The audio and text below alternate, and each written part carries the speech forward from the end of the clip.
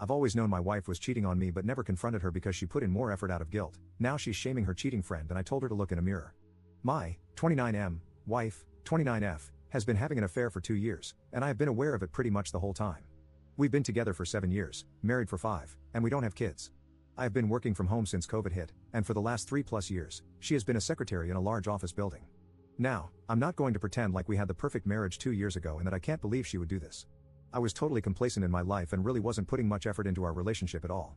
That doesn't excuse what she did, and she had her own issues with intimacy and communication that led us to where we were then. I just want it clear I'm no saint in all of this.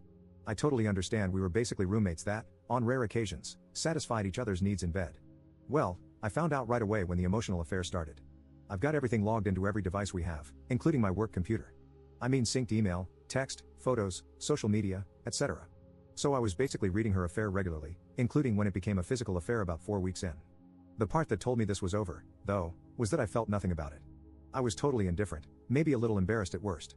When the physical affair started 2 years ago, I recognized that this marriage was at its end, and that I should just divorce, mostly because I felt nothing.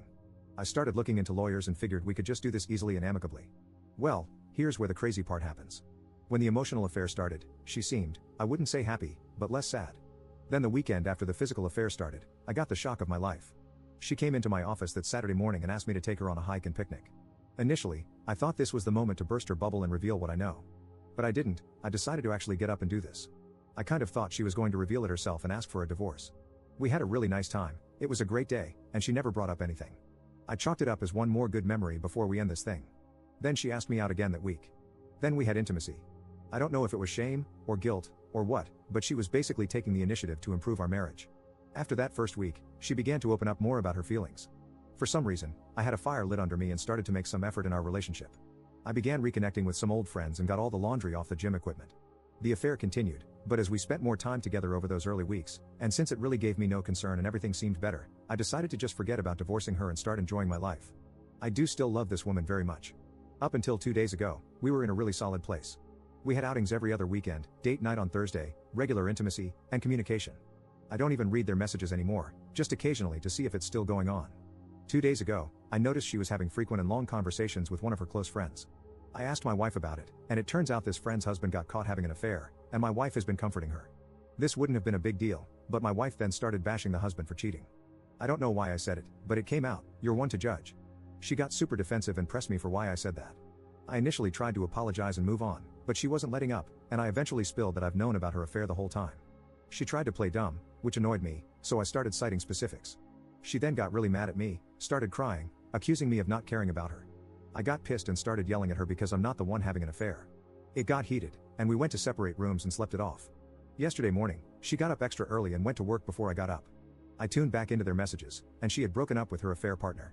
He was messaging her constantly on every app, and she just kept blocking him. She came home early yesterday. I went to talk to her, and she stopped me, looked at me, and asked, how could I let this go on? I replied, because I just didn't care. She then called me a huge jerk and locked herself in our bedroom until she left for work this morning. She got home tonight, said nothing to me, and locked herself in again. I can't even imagine in what bizarro world I could possibly be the jerk in this situation. Is there a perspective out there where I am? If so, please share it with me because in my mind, there isn't. Update 1. First off, I appreciate everyone's comments on the original post, except those of you who just get on and throw insults. You need therapy more than anyone on this whole sub. Anyway, the conversations I'm going to share below were in no way linear. We jumped around in topics, talking about this, which led to that, only to come back to this, reveal that, and so on. So, I'm going to just try and put it all together as coherently as possible. Like I said in a comment on the other post, my wife finally came out at around 12:30 a.m. Friday and joined me on the couch in my office. She curled up next to me and just cried for a solid 15 to 20 minutes, and we were just silent otherwise. When she was ready, we began talking until we were worn out. We picked that up again last night, which was also taxing. We finally finished up, for now, this morning.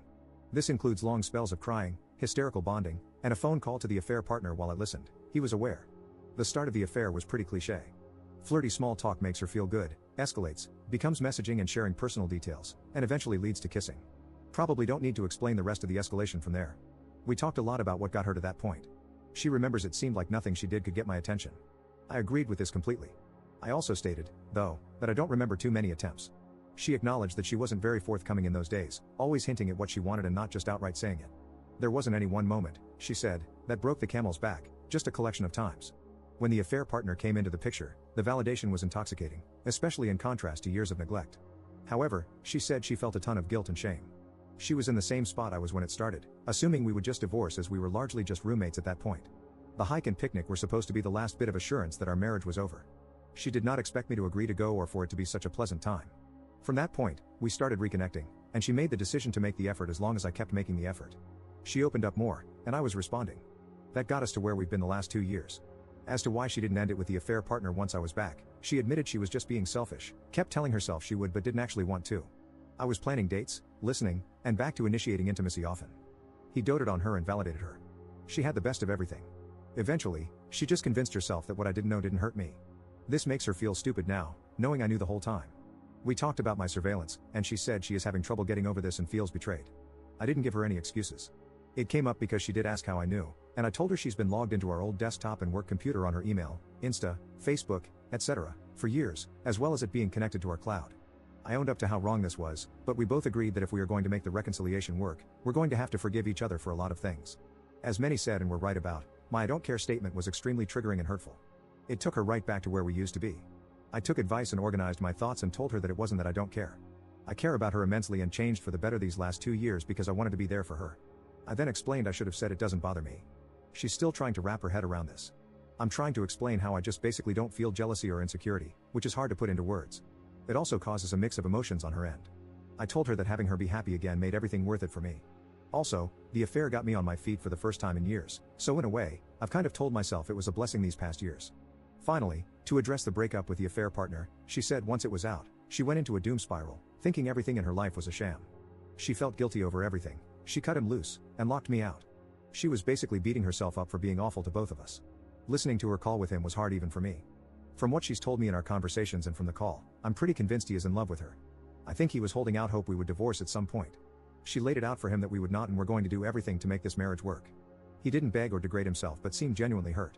When the call ended, she reblocked him and stated she has to go no contact so he can heal and actually go find someone, and we can fix our issues. We are working out our plans to fix our marriage. Not totally sure where to go from here. She wants individual counseling for herself, so we will make that happen. After she has done that for a while, we will probably start marriage counseling. We are also going to symbolically start fresh, and I'm getting a new work computer. From there, it's being open and honest with each other every day and making sure we are present in our lives. I love this woman very much and want to make this work.